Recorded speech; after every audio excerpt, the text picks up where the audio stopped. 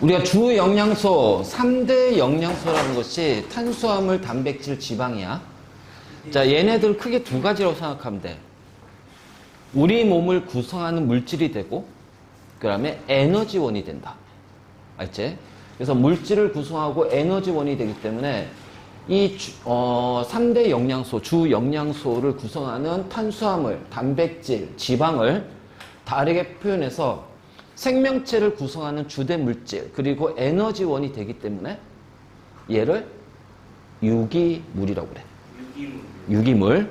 그래서 유기물이란 게 어떤 거냐면, 자, 유기물은 탄소.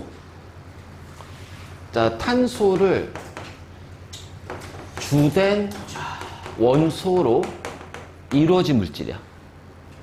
그래서 탄소를 주된 원소로 이루어진 원소고, 거기에 산소나 수소 등이 결합되어 있는 화합물이고, 자, 얘네들은 에너지원이 되는 거야. 그래서 에너지원. 그러니까 탄소에서 수소, 산소 있으면은, 자, 산소랑 반응해서 이산화탄소와 물이 생성이 돼. 이때 뭐가 나오냐면 에너지가 발생이 된다. 그리고 자, 이 발생된 에너지를 가지고서 생명이 활동하는데 사용하는 생명 에너지로 이용하는 거야.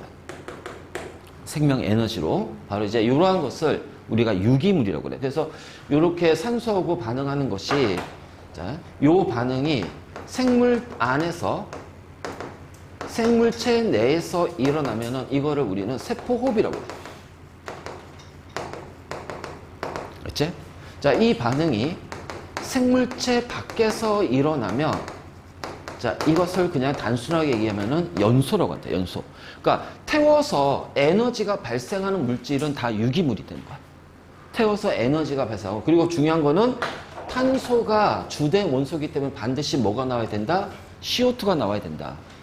그러면 여기서 나오는 것이 CO2라는 것을 우리가 확인할 때 뭘로 확인할까? CO2. 여기가 이산화탄소네? 자, CO2를 확인할 수 있는 방법. 얘들아, 네. CO2 뭘로 확인해? CO2요? 석회수. 자, 석회수가 뿌옇게 변하면 그건 이산화탄소야. 자, 물이라는 것을 확인하는 방법. 바로 염화 코발트.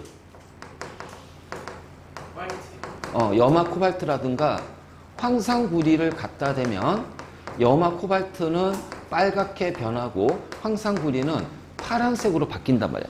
그래서 염화 코발트가 붉은색으로 변해서 아, 얘는 물이네. 황산구리가 파란색, 푸른색으로 바뀌었어. 그럼 얘는 물이네. 자, 석회수가 뿌옇게 흐려졌어. 그럼 얘는 이산화탄소네. 자, 이렇게 확인할 수 있다. 그래서 바로 이러한 것들을 우리는 유기물이라고 그래요. 유기물. 그리고 이 유기물은 우리 몸을 구성하는 주된 구성물질. 그래서 유기라는 것이 생명체라는 얘기야. 생명체를 구성하고 있는 물질. 근데 걔네들 보니까, 자, 탄소를 주된 원료로 하여 에너지원으로 사용이 된다. 그러면 이와 반대되는 개념이 바로 무기물이야. 무기물. 자, 무기물은, 자, 탄소가 없습니다. 그렇기 때문에 얘는 에너지원으로 사용할 수가 없어요. 다시 말해서 연소라는 것 자체가 일어나지 않는 걸, 자, 무기물이라고 해요. 철. 네. 탄소 없잖아. 네. 그치? 네. 탄소 없잖아. 그러니까 뭐야? 무기물이야. 무기물이. 무기물이야. 그 다음에 소금. 탄소 없잖아. 네, 탄소 없어요. 무기물이야. 그러니까 이런 식으로 탄소가 없는 거. 그 다음 또 하나는, 이런 게 있다. 자, CO2는 탄소가 있지. 네. 근데 무기물이야. 왜? 탄소가 있는데 왜 무기물일까? CO2 자체는 연소가 안 되거든. 있지? 그래서 우리가 유기물, 무기물 할 때, 자, 이렇게 크게, 물질을 크게 이렇게 구분할 거야. 그런데 3대 영양소는 바로 에너지원으로 사용되기 때문에 바로 이제 유기물이 된다. 이제 유기물이 되고, 그 다음에 생명체를 구성하고 있는 주된 물질이고, 자, 그 다음에 이제 얘네들이 에너지원으로 작용하는 반응이, 자, 산소와 반응해서 이제 CO2하고 물이 나오는데, 생물체 내에서 이 반응은 세포호흡이야. 그럼 세포호흡이 일어나는 장소가 어딜까? 광합성이 일어나는 장소. 엽록소지. 그러면 세포호흡은? 자, 세포호흡이 일어나는 장소는 우리 세포 안에 굉장히 많아요. 많은데 얘네들은 전부 다 누구한테 받냐면 엄마한테 받아. 엄마가 자식들한테. 그럼 그 딸이 결혼해서 또 자식들한테. 그러니까 아빠는 이 세포호흡이 일어나는 요것을 절대로 자식들한테 전달하지 않아. 자, 그러면 세포호흡이 일어나는 장소가 뭐야?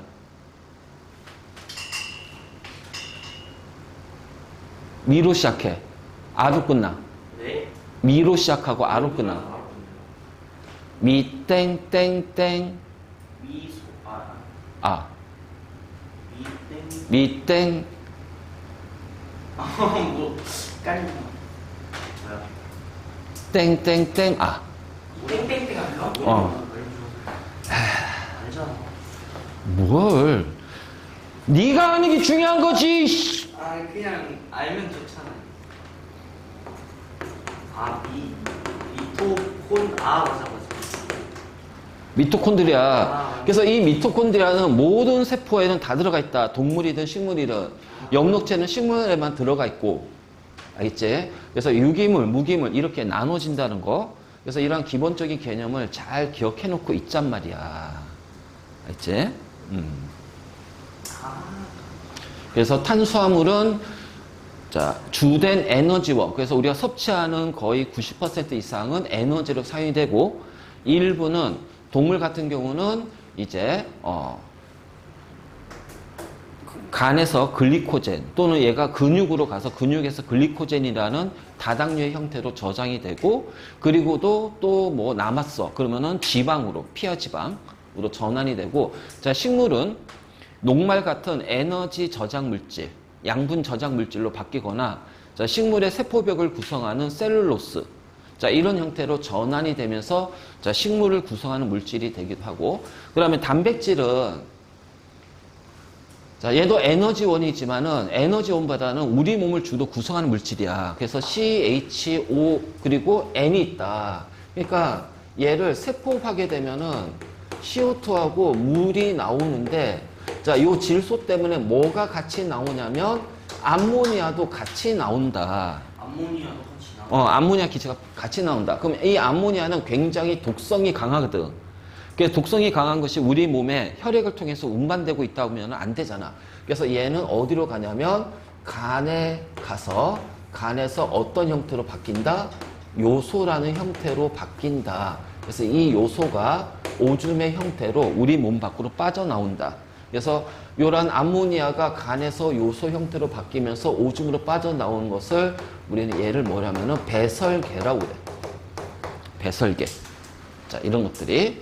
자, 그래서 이런 건데, 그래서 단백질 때 질소 때문에 암모니아가 만들어지고 얘는 요소로, 즉 독성이 없는 요소의 형태로 바뀌면서 자, 내보내지는 거고, 그래서 주로 우리 몸의 주된 구성 물질이 세포, 항체, 효소, 호르몬 등 우리 몸을 구성하고 있는 주된 구성 물질이 단백질이야. 그래서 단백질은 자, 생명체의 몸을 구성하고 생명체를 항체, 보호하는 역할을 하고 생명체의 모든 화학 반응을 조절하는 촉매, 화학 반응을 조절하는 역할을 하고 생명체의 몸의 상태를 일정하게 유지하는 호르몬의 구성 물질이니까 그 생명체의 상태를 일정하게 유지하는. 그러니까 결국은 뭐냐면 이 단백질은 생명 활동과 직접적으로 연결된 물질이야. 그러니까 이 단백질이 있어야 생명체는 생명 활동하면서 살아갈 수가 있고 생명체를 구성하고 있는 거야. 자, 그래서 말이야. 생명체의 유전 정보는 누구의 정보일까? 바로 단백질의 정보야. 그래서 이 유전 정보, 단백질의 정보가 어떤 식으로 전달될 건지는 우리가 이제 중3 때 배운다. 알지? 자, 그 다음. 자, 지방은 얘는 주된 에너지원이야. 주된 에너지는 탄수화물이지만, 근데 그람당 에너지가 탄수화물이나 단백질보다 2배 이상 더 커요. 그럼 이 얘기는 같은 질량일 때 에너지를 더 많이 생산할 수 있으니까 이걸 반대로 생각하면은 같은 질량으로 에너지를 저장할 때 더 많은 에너지를 저장할 수가 있잖아. 그래서 이 지방은 주로 에너지 저장의 형태로 사용이 된다. 알지? 에너지 저장의 형태로 사용이 된다. 그래서 우리가 이제 에너지를 사용하고 나서 남은 에너지를 지방으로 저장하는 거야. 그래서 살을 빼려면은 요 지방을 없애야 돼. 그래서 지방까지 소화가 되는, 분해가 되는 그 단계까지 운동을 해야 우리가 살을 뺄 수가 있는 거야. 자, 그리고 지방은 우리 몸을 구성하는 물질이다. 사람의 세포막, 동물의 세포막. 그래서 세포막의 주된 구성 물질이야. 그럼 우리 혈관도 세포기 때문에 혈관을 구성하고 있는 물질이 저 지방이지. 그래서 혈액 속에서는 일정량의 지방이 좀 있어야 돼. 그것이 이제 우리가 좋은 지방이라고 그래. 근데 안 좋은 지방이 뭐냐? 혈액 속에 있는 콜레스테롤이야. 그래서 이 콜레스테롤은 안 좋은 지방이라 혈액 속에 얘네들이 많으면 얘네들이 뭐 칼슘 이온이나 이런 뜻하고 만나가지고서 자, 혈관벽에 쌓이면서 혈관을 막아. 그래서 혈액순환을 방해하고 혈관벽을 단단하게, 딱딱하게 만드는 역할. 그 다음에 중성지방, 이것이 바로 뭐냐면 피하지방이라고 해서 에너지를 저장하는 거. 그 여기 하나 또 빠졌지. 바로 남성, 여성, 성호르몬을 구성하고 있는 주된 물질이 바로 이제 지방이야. 그 다음에 여러분들 요 얘기도 들어봤을 거예요. 스테로이드. 그래서 스테로이드 주사를 맞는다. 막 이런 식으로. 그럼 왜 스테로이드가 보통 이제 운동선수들이 스테로이드 주사를 맞으면은 그게 이제 어떻게 돼? 위법이잖아. 그치? 그럼 이 스테로이드는 바로 성호르몬하고 구조가 비슷해. 그래서 스테로이드를 주사를 맞으면 남자한테는 남성 호르몬이 더 많이 주입되는 효과가 생겨. 그래서 운동 효과가 늘어나고, 자, 여자 운동선수도 이 스테로이드 주사를 맞게 되면은, 자, 여성 호르몬에다 남성 호르몬의 몸에서 늘어나는 것 같은 효과가 생긴단 말이야. 그래서 근육이 발달이 되고 운동 능력이 증가한단 말이야. 그래서 이것이 바로 약물에 의해서 이제 바로 한 것이 바로 스테로이드야. 그럼 우리가 일반적으로 스테로이드를 어디에 많이 쓰이냐면 염증 치료할 때 스테로이드를 많이 사용해. 자, 이런 것도 바로 지방. 그래서 성호르몬하고 스테로이드는 비슷하다. 자, 바로 이제 이런 식으로. 그래서 요렇게 해서 우리가 이제 3대 영양소 또는 주 영양소. 그래서 탄단지.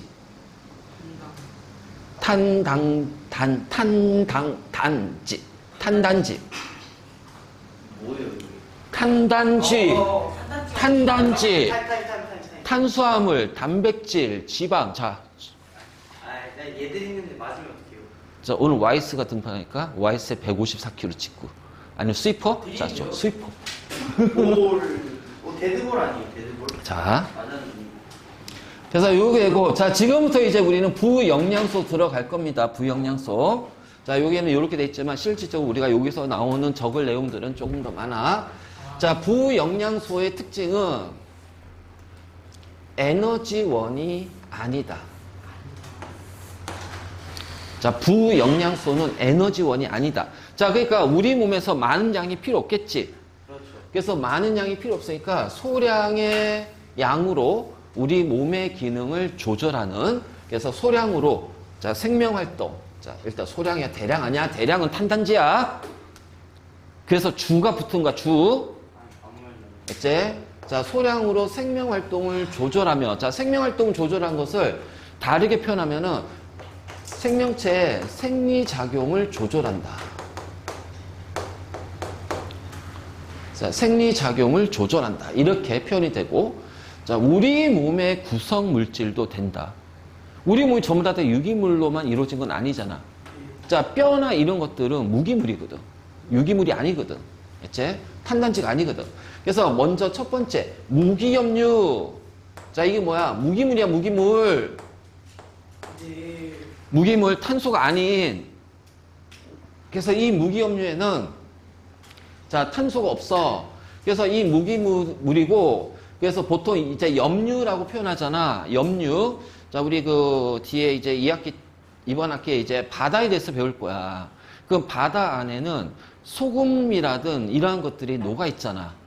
그러면 소금은 양이온과 음이온으로 이루어진 이온 결합하는 물질이야. 우리 방학 때 이제 했잖아, 이온 결합, 그치? 그래서 양이온과 음이온. 그럼 이온 결합 물질을 한 글자로 줄이면 염이라고 한다, 염.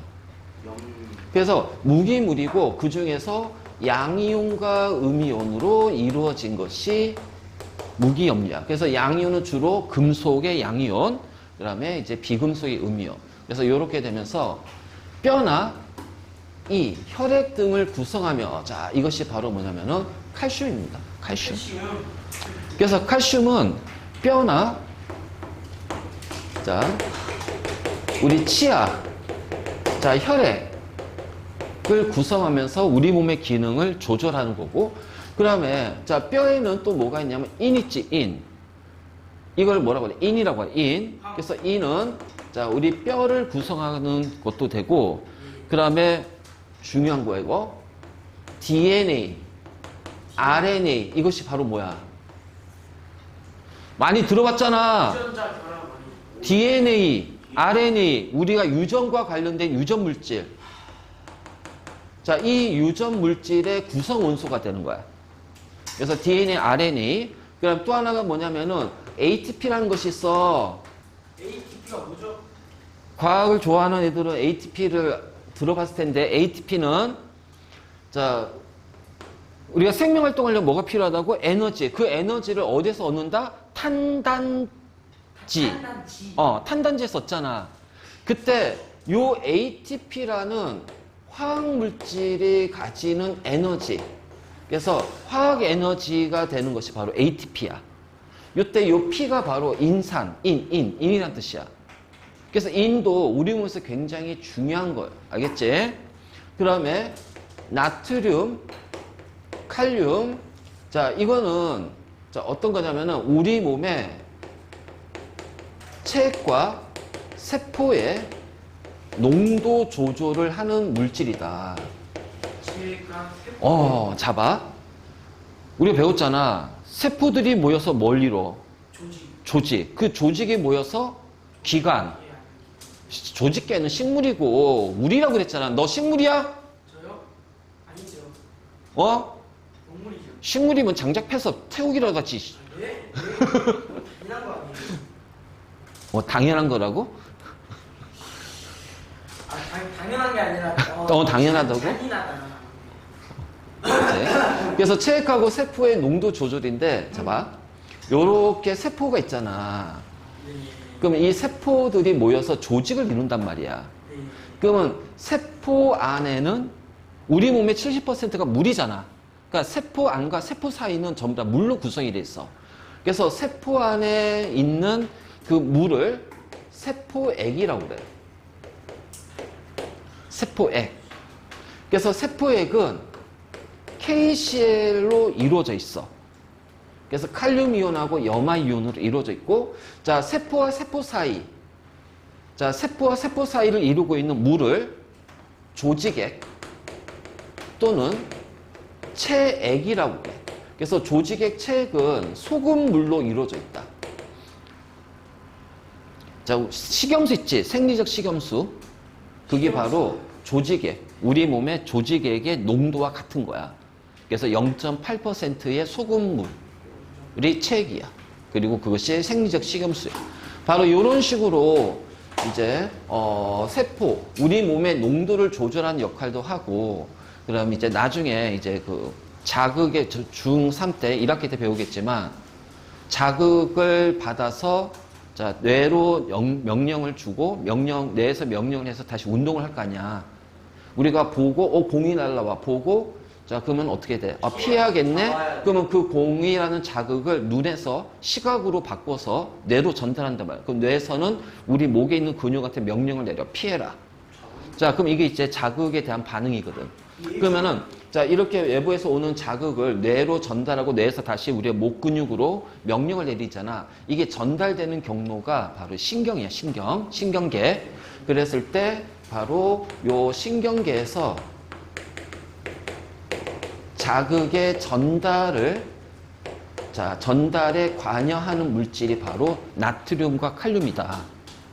그래서 바로 이제 이러한 것들이 있다. 이제 마그네슘은 칼슘하고 반대적인 역할을 해요. 그래서 칼슘과 반대적인 역할을 담당하는 기능이고, 그래서 요 칼슘하고 마그네슘은 굉장히 중요한 거야. 그리고 우리 그냥 쉽게 말해서 마그네슘이 부족하잖아. 그럼 뭐가 돼? 우리 몸에서 나타나는 현상이 뭐야? 눈이 떨려요. 그래서 눈 떨리면 마그네슘을 먹어야 된다고 했지. 그리고 이제 우리가 칼슘 보충제를 보면은 칼슘과 마그네슘이 같이 붙어 있어. 그래서 칼슘과 마그네슘 3대 1의 비율로. 그래서 얘네들은 일정량 3대 1의 비율로 우리 혈액 속에 존재해야 이게 작용이 우리 몸의 조절 작용이 잘 일어날 수가 있다. 그럼 철은 적혈구가 왜 붉은색이야? 우리 이제 혈액에 대해서 배우겠지만 적혈구. 산소를 운반하는 적혈구가 왜 붉은색이야? 그 적혈구 안에는 헤모글로빈이라는 단백질이 있어. 헤모글로빈을 구성하는 것이 바로 철이에요. 그래서 철 가운데, 철을 중심으로 단백질들이 붙어가지고 헤모글로빈이라는 단백질인데, 이때 요 철이 헤모글로빈 구성할 때 철의 색깔이 붉은색이야. 그래서 우리 혈액이 붉은색인 것은 헤모글로빈이 붉은색이고, 적혈구는 이 헤모글로빈들이 모여가지고서 이루는 커다란 덩어리를 적혈구라고 그래. 그래서 철이 부족하면 어떻게 해야 돼? 빈혈이 일어나잖아. 빈혈증. 그치? 그래서 임신했을 때 엄마는 태아한테 혈액을 공급해야 되니까 엄마가 가지고 있는 혈액이 부족해. 그러면 혈액 속에 있는 철 헤모글로빈, 적혈구가 부족하지. 그래서 임신하게 되면 제일 먹는 영양제가 뭐야? 철분제야. 그래서 철을 공급해줘서 적혈구를 많이 만들어야 돼. 바로 이런 식으로. 그러니까 이런 식으로 어떤 양이온, 그리고 기본적으로 이제 음이온들도 같이 맞춰 있어야 되겠지. 그래서 이러한 양이온과 음이온, 주로 이제 역할하는 건 주로 양이온이지만, 이러한 것들을 무기염류라고 하고, 소량으로 우리 몸의 생명활동을 조절하면서 이렇게 우리 몸을 구성하는 물질이 되기도 한다. 알겠지? 이게 바로 뭐다? 무기염류. 무기염류야, 무기염류. 그래서 우리가 부영양소에는 무기염류라는 것이 있습니다.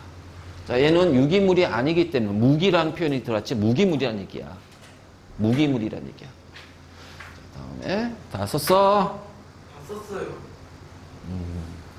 다 썼니? 오케이. 자, 지울게. 자, 그 다음에 참고로 이 영양소가 많이 들어있는 그 식품 있지? 음식물. 자, 요거 반드시 기억하고 있어야 된다. 멸치, 버섯, 다시마, 우유. 자, 그 다음 이제 바이타민 있다. 또는 우리가 비타민이라고 하는데, 바이타민 또는 비타민인데, 자, 얘는 소량으로 몸에 조절 작용을 합니다. 소량으로 몸에서 만들어요. 조절해요. 소량으로 우리 몸의 여러 가지 기능을 조절하는 역할을 해요. 알지? 소량으로 몸을 조절하고, 하지만 얘는 우리 몸을 구성하진 않아요. 그러니까 혈액 속에 떠다니면서, 여러 가지 기능을 담당하는 거야. 소량이기 때문에, 봐봐라. 어떤 양이 천이야. 천에 해당하는 애에서 천이라는 양이 있는데, 여기서 1이 증가해. 1 증가해봤자 1001이니까, 이게 과다 증가된 거니? 자, 1이 감소해요. 그럼 999가 되죠. 그럼 얘가 과다 감소된 거니? 아니잖아요. 근데 어떤 양이 예를 들어서 5예요. 자, 5인데 1이 증가합니다. 그러면은 6이 되겠지. 많이 증가한 거지. 자, 1이 감소해. 그럼 뭐야? 4가 되지. 그럼 많이 감소한 거지. 그러니까 양의 이게 소량이냐 대량으로 들어가 있는 따라서 그 변하는 양이 같아도 그 변하는 양에 미치는 영향은 달라진다는 거야. 그러니까 많은 양이 있으면은 일이 뭐 많아지든 일이 적어지든 전체 양에는 거의 변화가 없어. 그래서 아무런 피해를 안 봐. 영향을 받지 않아. 근데 이렇게 소량이 있을 때는 조금만 더 증가하더라도 조금만 감소하더라도 자, 어떻게 돼? 그 전체 양이 크게 변하잖아. 그치? 그러니까 이런 거야. 우리는 그냥 서민이니까 우리가 예를 들어서 봐봐. 너 한 달에 용돈 얼마 받아? 저 용돈 안 받았는데. 뭔 소리 하는 거야? 저 용돈을 받은 적이 없어요. 그럼 금수저야? 오빠가 그만 저 할머니한테만 먹는 아니, 민혁이는 저요? 한 달에 얼마 받아? 저 그런 게 규칙적으로 정해져 있지 않는데 자, 그래, 그러면 이렇게 자, 한 달에 용돈을 그냥 카드로 쓰는. 자, 20만 원을 받는다고 해보자. 너무 많은 거 알겠지? 근데 용돈을 받아가지고 돈 찾아가지고 이제 호주머니에 넣었는데 자, 만 원이 흘렸어. 아니 훔쳐가야죠. 그럼 진짜 아깝지? 너무 아깝네요. 그치? 근데 내가 한 달 용돈이 1,000만 원이야. 만 원 흘렸어. 아까울까? 아까워요. 안 아까워요. 왜 안 아까워요? 자, 바로 그런 차이예요. 그런 차이. 알겠지? 아, 뭐 그렇다고 해. 어쨌든. 그래서 조금이라도 많으면 과다증이 있고 조금이라도 적으면 결핍증이 있다. 알겠지? 그래서 과다증, 결핍증이 있다. 자, 그리고 얘는 우리 몸을 구성하는 물질이 아닙니다. 자, 그리고 나서 자, 이 비타민은 종류가 A, B, C, D, E, K가 있어. 알겠지? 자, 이때 비타민 B, C가 물에 잘 녹는 수용성이에요. B, C가 수용성이에요. 그럼 나머지는 뭐가 돼요? 물에 녹지 않고 기름에 잘 녹는 지용성. 그래서 B, C가 수용성이고 나머지는 지용성. 이렇게 외워도 되고, 아, 지용성, 아데크. 아데크. 그치? 아데크잖아. 아데크, 지용성. 바로 이런 식으로 돼 있고. 자, 수용성 같은 경우는 과다증은 거의 없어요. 왜냐면 물에 녹기 때문에 얘네들 많이 먹어도 다시 오줌이나 땀으로 우리 몸 밖으로 배출이 되기 때문에. 근데 지용성은 조심해야 돼. 지용성은 조금이라도 많으면 우리 이 몸 밖으로 빠져나가지 않잖아. 그러니까 우리 몸에서 축적이 된단 말이야. 지용성 비타민은. 그러니까 축적이 되기 때문에 이 축적된 양이 일정량이 되면 거기에 따른 과다증 현상이 나타난다. 됐지? 그래서 비타민 A, B, C. 자, 특히 요 비타민 C에 하는 역할은 우리 몸의 면역 체계를 잡는 면역과 관련됐어. 그래서 항산화제라고 하는데,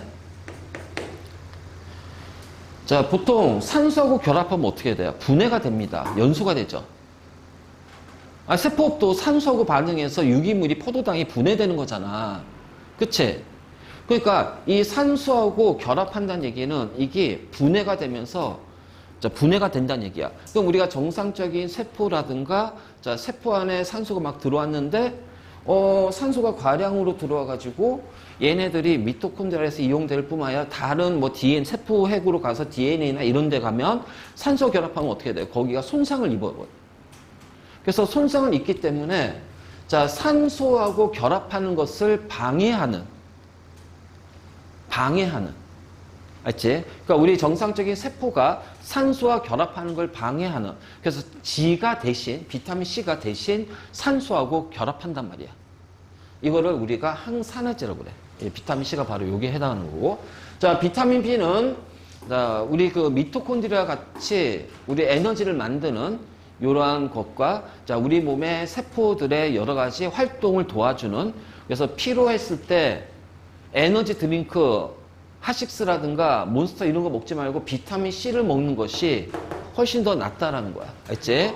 자, 비타민 A는 자, 우리 그 시각, 특히 우리 시각과 관련된 물질. 그래서 그 비타민 A는 시각과 관련된 물질과 관련해서 시각. 그래서 비타민 A가 특히 부족하면은 밤에 우리가 잘 보이지 않는 야맹증. 그래서 시력과 관련, 눈과 관련된 영양제다. 자, 그다음에 비타민 K나 E나 D도 자, 우리 몸의 어떤 여러 가지 면역이라든가 여러 가지 조절 작용을 담당하는 비타민이에요. 알지? 자, 어쨌든 간에 비타민은 자, 수용성은 BC고 지용성은 아데크야, 아데크. 알겠지? 자, 학교에서 수업할 때 이제 각각에 대해서 조금 더 자세하게 되면은 그때 이제 그 부분 외우고 이거 학교마다 수업 난이도가 좀 깊이가 차이가 나니까. 그래서 우리가 3대 영양소하고 부영양소 했는데 자, 우리 몸을 구성하고 있는 가장 많은 물질이 뭘까요? 물이요. 그래서 이제 물에 대해서 해야지. 그래서 물에 대해서 해야지, 물. 자, 물. 영어로는 와처럼. 자, 화학식은 네. 화학식은 소. 오케이. 뭐라고? 아니야. 아무 말도 안 했어. 자, 생명체의 대부분 60에서 70%를 차지하고 있다. 가장 많은 양을 차지하고 있는 게 자, 물이야. 물 다음으로 많은 양 차지하는 것이 단백질. 알지? 그래서 물, 단백질, 지방, 탄수화물 이런 식으로 우리 몸을 구성하고 있다. 자, 얘는 탄수가 없으니까는 무기물이지 에너지원이 아닙니다. 그럼에도 불구하고 왜 생명체는 물이 많을까요? 우리 몸에서 일어나는 생명체 내에 일어나는 화학 반응, 생명체 내 반응, 자, 쭉 끄집어내자. 이거를 우리가 조금 이제 유식하게 좀 표현하면은 물질 대사라고 한다. 물질 대사. 그러니까 물질 대사는 물질을 분해하거나 합성하는 거야. 그 생명체 내에서 일하는 자, 요것은 물질 대사야. 조금 더 유식함을 뽐내면 영어로는 메타볼리즘이라고 해. 메타볼리즘. 자, 메타볼리즘, 물질 대사. 그러면 그 반응이 일어나는 장소가 바로 물입니다. 왜요? 조직액도 우리 체액도 세포를 구성하고 있는 세포액도 물이기 때문에 물로 채워져 있기 때문에 그러니까 물과 단백질로 채워져 있단 말이야. 세포는. 자, 그리고 조직과 조직 사이의 조직액, 세포와 세포 사이의 조직액은 거의 대부분이 소금물, 물의 형태로 되어 있다. 그래서 그 화학 반응, 우리 몸에서 모든 화학 반응은 물에서 일어난다. 물질 대사가 일어나는 장소다. 그리고 이 모든 물질 대사는 반드시 뭐가 필요해? 효소가 필요하다. 촉매, 효소라는 촉매가 필요하다. 꼭 기억하고. 자, 그 다음에 물은 액체에서 기체가 될 때 기화열이 굉장히 커. 그래서 체온 조절을 담당한다. 자, 체온 조절을 담당하는 건 두 가지입니다. 자, 나중에 우리 이제 뒤에 배우겠지만 물은 비열이 크다. 자, 비열이 크다는 건 뭐냐면은 1도씩 올라가거나 1도씩 떨어질 때 그때 출입하는 자, 방출한 열이나 흡수한 열이 너무 큰 거야. 그러면 뭐냐면 비열이 클수록 똑같은 열을 받았을 때 어떻게 돼? 1도씩 올라가건 올리는데 시간이 오래 걸린다는 얘기야. 그래서 비열이 큰다는 얘기는 온도가 천천히 올라가고 내려간다. 그러니까 밖에 아무리 더워도 우리 체온이 확 올라가지 않는다는 얘기야. 밖에 아무리 추워도 우리 몸의 체온이 급격하게 떨어지지 않는단 말이에요. 왜? 물의 비열 때문에. 자, 그 다음에 물은 수증기로 증발할 때 기화열이 크다. 그래서 땀을 흘려서 체온을 조절한다. 자, 집에 똥개 키우는 사람. 네? 집에 똥개 키우는 사람. 어떻게요? 강아지. 키우는 안 키우지? 자, 걔는 혼자서 땀샘이, 혼자 너 집 나왔냐? 아니요. 자, 걔는 땀샘이 없다. 애완 자, 대부분의 동물들은 땀샘이 없어요. 유난히 사람만 땀샘이 많아요. 진짜요? 자, 땀샘이 왜 많을까? 한번 생각해보자. 왜 사람은 땀샘이 많지?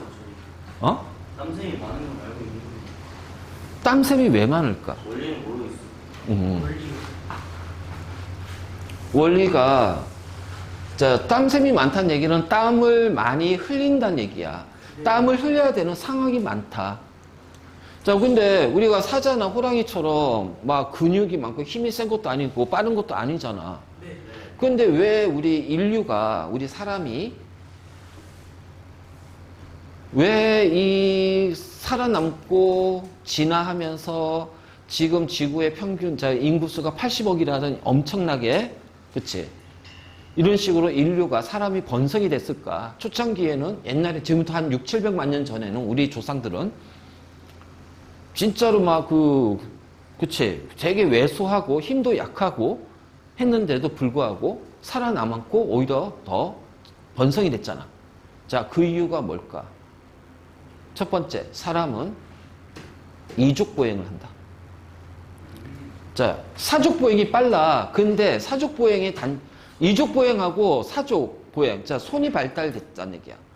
자, 이족보행을 하는 이유가 두 가지야. 손의 사용세와, 그러니까 동물은 네 발로 다 걷잖아. 그래서 얘는 발이 네 개야. 손이 없어. 근데 사람은 손하고 발로 나누잖아. 그러니까 손이라는 것은 도구를 사용한다는 거야. 그렇기 때문에 걷는 거야, 움직이는 거에 사용하는 게 아니라 도구를 사용하는 거고, 오로지 걷는 것은 두 발로 이용하는 거야. 알지? 그리고 두 발로 걷고 뛰는 것과 네 발로 걷고 뛰는 거의 차이는 뭐냐면, 두 발로 뛰는 것이, 걷는 것이 에너지 소비가 적어. 그래서 오랫동안 뛰고 달릴 수가 있는 거야. 그럼 왜 오랫동안 뛰고 달려야 되지? 도망쳐야 사냥해야 되잖아. 원래 우리 사람은 초식이었거든? 초식 동물인데, 이게 점점 인구수가 많아지고, 그 다음에 기온이 막 변하잖아. 이제, 원래 아프리카 뜨거운 곳에서 살다가, 이제 먹을 거 찾아서 이제 자꾸 움직인단 말이야. 그럼 추운 지방 갔잖아. 그럼 거기서 먹을 이제 식물이, 곡물이 없잖아. 그럼 어떻게 해야 돼? 사냥을 해야 될 거 아니야. 근데 우리가 뭐, 호랑이처럼, 사자처럼 그런 건 아니잖아. 그럼 어떻게 할 거야? 어떻게 사냥감을 잡을 거냐 말이야. 그래서 첫 번째, 도구를 사용하고, 두 번째, 이제 무리를 저어서 협력을 하니까 뇌가 커지는 거야. 세 번째, 오래 달린다. 그래서 우리 조상들이, 선조들이 사냥 어떻게 했냐? 무조건 저 동물을 쫓아가는 거야. 무리 져서. 그래서 쟤가 지체가, 왜 쟤는 네 발로 뛰잖아. 사람은 두 발로 뛰잖아. 그러니까 네 발로 뛰니까 에너지를 많이 쓰지. 근데 사람은 두 발로 뛰니까 에너지를 그렇게 많이 쓰지 않는단 말이야. 그러니까 동물보다 더 오랫동안 달릴 수가 있는 거야. 그러니까 제가 더 이상 지쳐서 뛰지 못할 때 그때 이제 사냥하는 거 잡는 거지. 그러면 이렇게 오랫동안 뛰어야 되니까 어떻게 될까요? 체온을 조절해야 되잖아. 그래서 이 사람은 땀샘이 굉장히 많이 발달이 되는 거야. 그런 식으로. 그래서 그런 식으로 진화가 된 거다. 알겠지? 자, 그러면 물은 거의 웬만한 물질들을 다 녹입니다. 수용성뿐만 아니라 지용성 물질도 일부 녹여요. 그래서 용해속이 그래서 잘 녹이기 때문에 양분, 노폐물, 산소, 이산화탄소 등을 운반하는 역할을 한다. 자, 이것이 바로 물입니다. 물.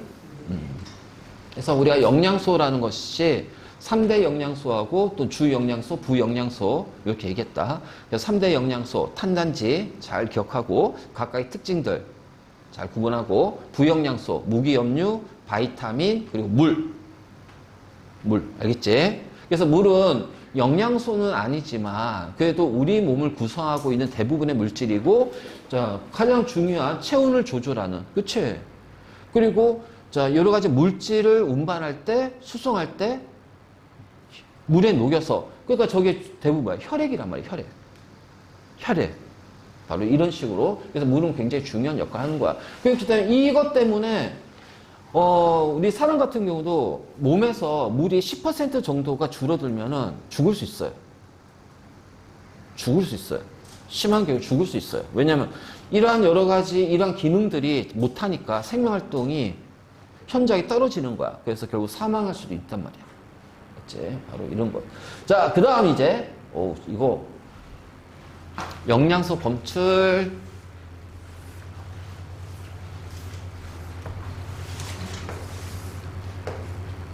무조건 암기해라. 아이씨. 자, 무조건 암기다. 우와, 기분 좋다. 자, 무조건 암기 이거. 도대체 뭔 황작색이죠? 아니, 선홍색. 나 이거 자, 무슨 색이야, 저기요? 우리가 탄단지가 있잖아. 그치? 탄수화물, 단백질, 지방인데, 자, 탄수화물은 녹말하고 포도당 이 두 가지를 검출할 거고요. 그 다음에 단백질, 그리고 지방 검출. 알지? 그래서 녹말은 아이오딘, I2, 아이오딘이나 칼륨, KI 용액을 떨어뜨리는데, 자, 요 아이오딘의 색깔이 보라색이야. 보라색. 알겠지? 보라색인데, 자, 그러면 이 보라색이 바로 아이오딘이야. KI는 무색입니다. 그래서 아이오딘 때문에 보라색이 되는 거야. 근데 이 아이오딘이 녹말하고 만나잖아? 그치? 녹말하고 만나면서 아이오딘이 녹말에 딱딱 달라붙어요. 달라붙으면서 색의 변화가 생겨요. 무슨 색으로? 청남색. 그래서 녹말은 아이오딘, 아이온이나 칼륨. 무슨 색? 청남색. 이걸 왜 오래 무슨 색이에요 도대체? 파란색 아니시나? 남색. 남색. 진한 남색. 알지? 네, 알겠습니다. 자, 포도당은 베네딕트 용액이란 걸 떨어뜨리면 아, 그 베이지트. 그리고 나서 가열을 해주면 이 베네딕트 용액과 포도당이 반응하면서 색깔의 변화가 생겨. 황적색. 황적색. 무슨 검정색이 그 약간 황록색. 아니 그런 거 아니야?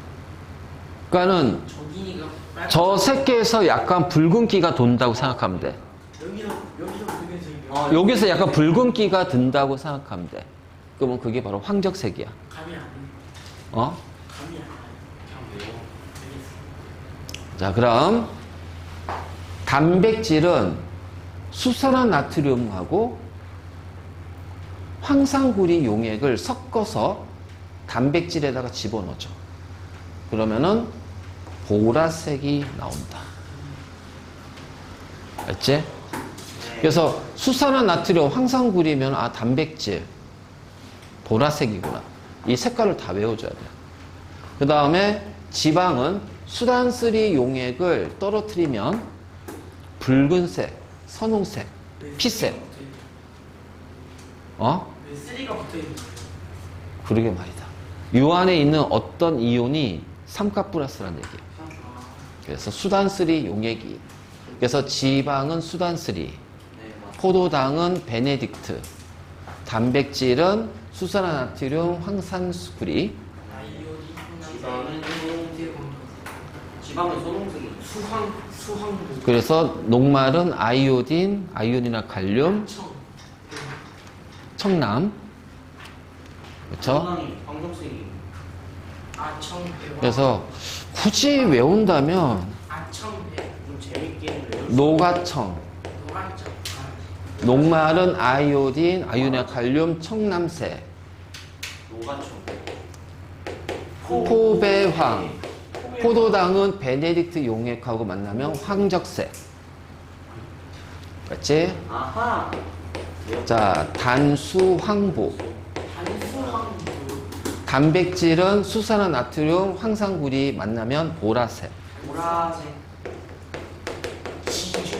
지수선. 지방은 수단쓰리 선홍색. 이런 식으로 외워. 어쩔 수 없어. 다 외웠어요. 이런 식으로 해서 자꾸 입에 자꾸 붙도록 만들어놔. 그래서 노가청. 그러니까 이게 뭐냐면은 이런 거야. 내가 어떤 여기에다가 용액인데 여러 가지 영양소를 넣었어. 자, 그랬더니 베네딕트를 넣었더니 색의 변화가 없었답니다. 네. 자, I2. 자, 그 다음에 KI를 넣었더니 청남색이 됐어요. 자, 세 번째. 자, 여기에다가 자, NaOH 수산화 나트륨하고 황산구리를 넣었어요. 자, 그랬더니 뭐가 됐냐면은 단, 수, 황, 보. 단수황보. 보라색이 됐어. 자, 네 번째. 수단쓰리를 넣었더니 아무런 변화가 없었어. 그럼 여기에는 뭐가 있는 거야? 아이오딘, 노가청. 아, 녹말이 들어가 있구나. 그 다음에, 자, 나구보. 나황보지. 황산구리니까. 나황. 그치?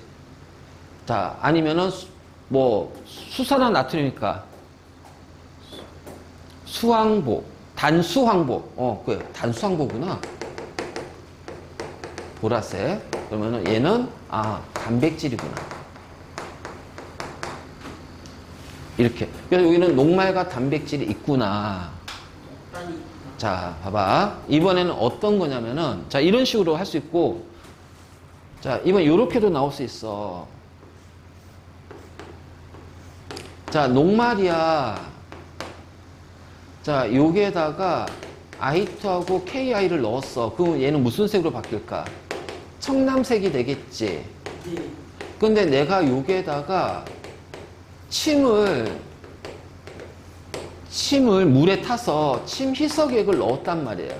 아, 그랬더니 청남색이 점점 어떻게 돼요? 청남색이 약간 그 자, 옅어지면서 보라색 쪽으로 바뀌더라는 거예요. 그러면 요 침에는 뭐가 들어가 있다?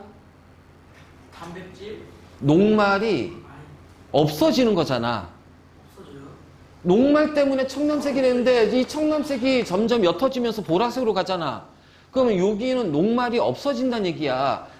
그럼 얘는 녹말을 분해하는 물질이 들어가 있구나. 그래서 우리 침에는 밥을 분해하는 아밀레이스라는 소화효소가 들어가 있단 말이야. 그래서 그걸 확인할 수 있을 때, 이럴 때 색깔 가지고 얘기한단 말이야. 그래서 이거를 무조건 외워라. 네. 녹말, 노가청, 네. 포도당, 포백황. 그래서 포도당은 베네딕트 황적색. 자, 단백질, 단수황보. 단백질은 수산화나트륨, 황산구리, 보라색. 그리고 지수선. 지방은 수단스리, 선홍색. 자, 이런 식으로 어떻게든 외워놔. 이건 무조건 외워야 돼. 자, 무조건 외우고, 고등학교 때까지 나오는 거는 그냥 요거 하나가 제일 많이 나와. 그냥 녹말 검출이 제일 많이 나오고. 근데 우리는 당장 지금 내신해야 되니까 어쩔 수 없이 이거는 다양하게 문제가 나온다. 이 색깔 가지고서.